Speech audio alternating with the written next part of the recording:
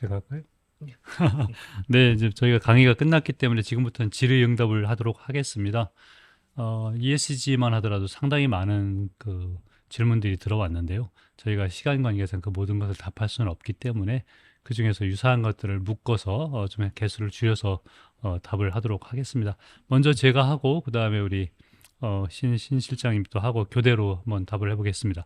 첫 번째 질문입니다.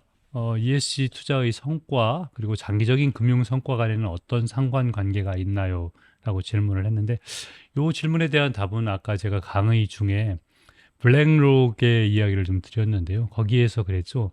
환경론자이기 때문이 아니라 장기 지속 가능성을 생각하는 어떤 자본주의자이기 때문에라고 얘기를 했는데 결국 ESG 투자를 하는 것들이 장기적으로 이 ESG를 고려하지 않은 성과, 그러니까 고려하지 않은 투자와 비교해서 확실히 어떤 리스크도 적고, 그다음에 받을 수 있는 보상, 즉 수익성도 크다는 것을 잘 보여준다고 생각을 합니다.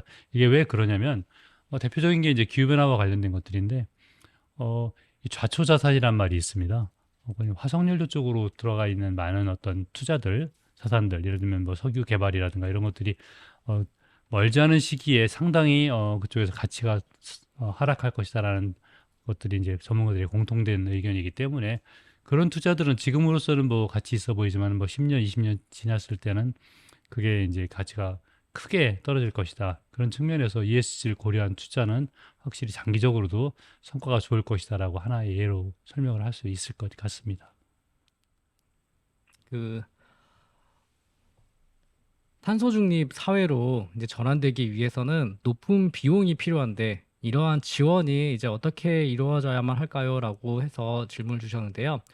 어, 굉장히 중요한 질문이고 저희가 고민이 많이 해야만 하는 그런 내용입니다. 사실 탄소 중립 사회로 전환하기 위해서는 말씀하셨듯이 굉장히 중요하게 필요한 것들이 재원인데 이 재원을 어디서부터 마련할 수 있을 것인가에 대한 내용 때문에 많은 분들이 고민을 하고 있습니다.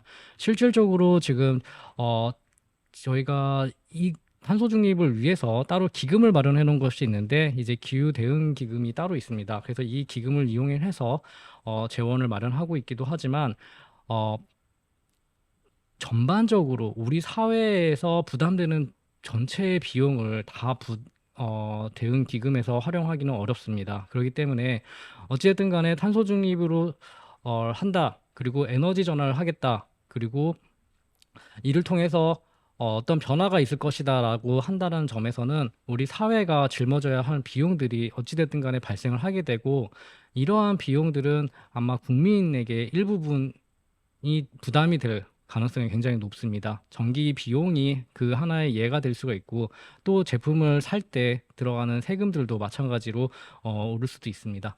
하지만 그거 그 비용에 대해서 이제 서로 그걸 부담하지 않는다면 그렇다면 이제 앞으로 어떻게 될 것인가를 고민을 해보면 훨씬 더 많은 비용을 앞으로 저희가 치르게 됩니다. 그게 지금 저희가 될 수도 있고 아니면 미래 세대가 치러야 될 비용으로 전가될 가능성이 높습니다. 그렇기 때문에 이러한 비용들을 최소화시키기 위해서는 지금부터 저희가 계획대로 어, 정책들을 혹은 사업들 저희가 해야만 하는 일들을 차근차근히 해 나가는 것이 가장 적은 비용을 치르는 방식이라고 볼 수 있겠습니다. 이미 이러한 비용들은 우리가 그동안 누려왔던 어, 탄소 사회에서 저희가 제품을 생산할 때 많은 탄소를 배출하고 저희가 그 누리면서 살았던 그거에 대한 대가로서 지금 돌아오는 것이기 때문에 앞으로에 대한 비용에 대해서는 그 국민이 모두가 짊어져야 될 부분들이 있는 부분이고요. 다만 이거에 대한 지원 차원에서는 각 세부 분야가 좀 다르게 가야 될 것 같습니다. 아까 말씀드렸듯이 이 지원에 대해서 전환에 따른 피해자 그리고 전환에 따른 피해 지역 전환에 따른 피해 산업들이 있기 때문에 그곳에서부터 먼저 지원들이 이루어지고 이후에 다른 부분에 있어서도 추가적으로 발생되는 피해에 대해서 먼저 지원이 있어야 될 것으로 보고 있습니다. 네, 이번엔 제가 한번 또 답변을 해보겠습니다. 저희가 좀 더 많은 질문을 좀 답할 수 있도록 좀 한번 최대한 간략하게 해보겠습니다. 어, 정부와 기업이 ESG 원칙을 국민에게 어떻게 보급하고 인식을 높일 수 있겠느냐, 이런 질문인데요. 제가 사실 여기서 강조하고 싶은 말씀이 하나 있습니다. ESG 원칙이 중요하긴 한데 이 ESG의 원래 배경, 그다음에 이 ESG가 도래한 이유 이런 걸 생각을 했을 때는 사실은 이게 일반 국민용 어떤 뭐랄까요 정신하고는 조금은 다르다는 것도 사실은 이해할 필요가 있습니다. ESG는 사실 투자에서 시작이 되었고 그리고 이제 ESG 경영까지 확산된 건 맞지만 이것들이 일반 국민들이 생각하는 어떤 생활에서의 어떤 ESG라고 하는 것들로 어떤 분들은 뭐 사용을 하시는 분들도 있던데 그것은 제가 보기에는 조금 과한 것이 아닐까. 사실은 이제 경제계 중심으로 어, 진행이 되어야 될 이야기들이 아닐까라는 생각을 좀 개인적으로는 좀 하고 있습니다. 그래서 ESG에 대한 이해를 높이는 건 뭐 필요합니다만 그것을 나에게 어떻게 적용해서 내 생활에서 어떻게 바꾸겠다고까지 나가는 것들은 ESG의 근본적인 정신하고는 조금은 차이가 있다는 것을 이해해 주시면 좋겠습니다.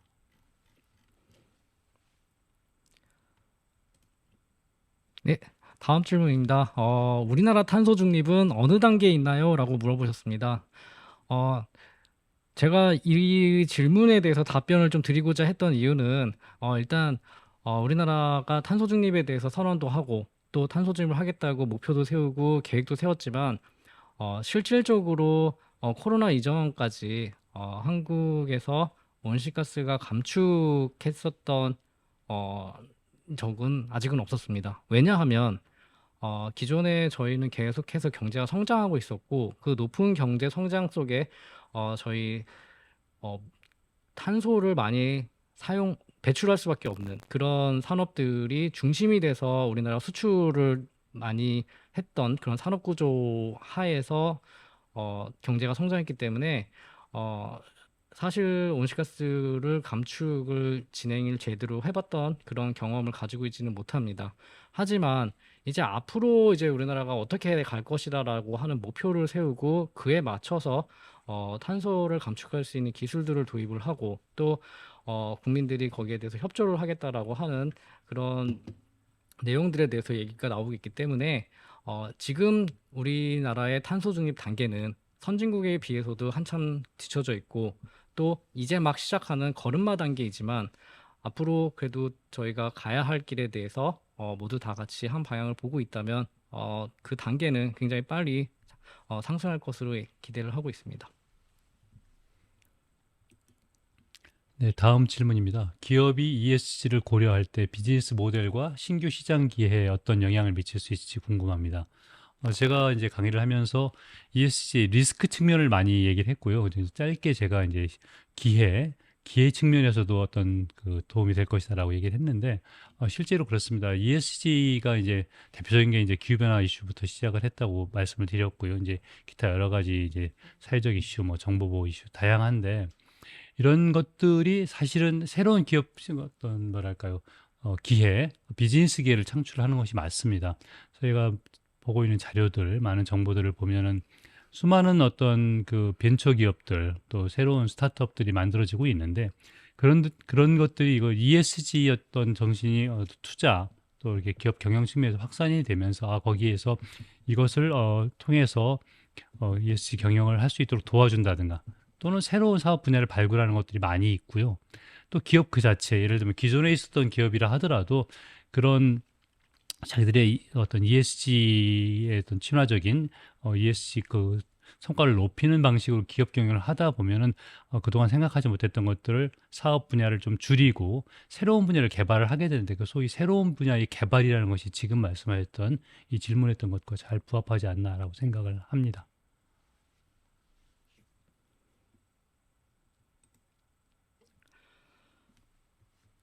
예, 다음 질문입니다. 기후위기 대응, 탄소 중립을 위해서는 특히 전환 및 산업 부문 투자와 감축이 중요한데 이는 감축 규모가 클 뿐만 아니라 전 세계 탈탄소 경제 주도권 확보를 위한 경쟁과 이제 맞물려 있기 때문에 이제 어려운 문제이기도 한데 이에 대한 대응책은 어떤 게 있을까요? 라고 말씀을 주셨습니다. 질문이 좀 긴데 간단하게 조금 요약하자면 아마 전환이나 산업 부분에 대한 투자가 중요한데 이 투자는 세계 탄소 경제의 주도권 확보하고 연결이 돼 있어서 매우 어려운 문제인데 어떻게 대응해야 하냐라고 물어보시는 것 같습니다. 제가 드릴 수 있는 답변, 이제 국가 전략 차원에서 드릴 수 있는 답변은 첫 번째로는 우리가 전환되는 산업에 대해서 혹은 전환되는 에너지 그리고 전환되는 산업 부분의 제품에 대한 이제 수요가 있어야 됩니다. 결국에는 우리가 수요를 창출을 해야만 공급이 오기 때문에 우선적으로 저희가 해야 할 것은 수요에 대한 창출입니다. 두 번째로는 투자에 대한 어, 규모를 늘리는 것입니다.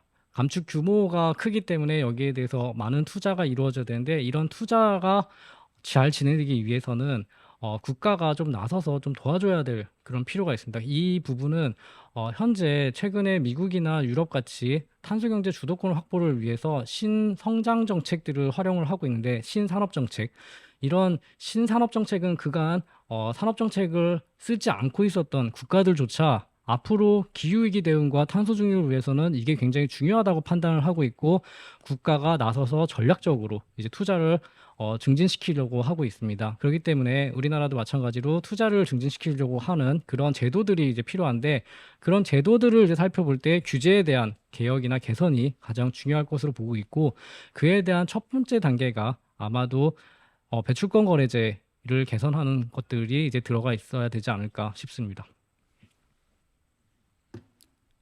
네. 아마 이게 마지막 질의가 돼야 될 것 같습니다. 저희가 시간 관계상 이런 질문이 있습니다. 정부와 규제기관은 ESG에 대한 지속 가능성을 장려하기 위해 어떤 조치를 취하고 있나요? 어떤 영향을 투자자 기업에게 미칠까요? 라는 질문이 있는데 요거는 아까 제 강의에서 말씀드렸듯이 제도화하는 것들이 가장 중요한 것 같습니다. 그래서 제도화가 이제 EU를 중심으로 제일 앞서 나가고 있고 미국도 제도화, 또 제가 우리 대한민국 정부의 제도화 내지는 지원에 대한 여러 가지 프레임워크를 제가 보여드렸거든요. 그것들이 이제 다 갖춰진다고 하면은 ESG라는 제도화라는 게 사실 법제화라는 말하고 굉장히 밀접한 건데 그렇게 된다면 ESG 어떤 그런 흐름들이 계속 안정적으로 유지가 될 수 있다고 생각을 하고요.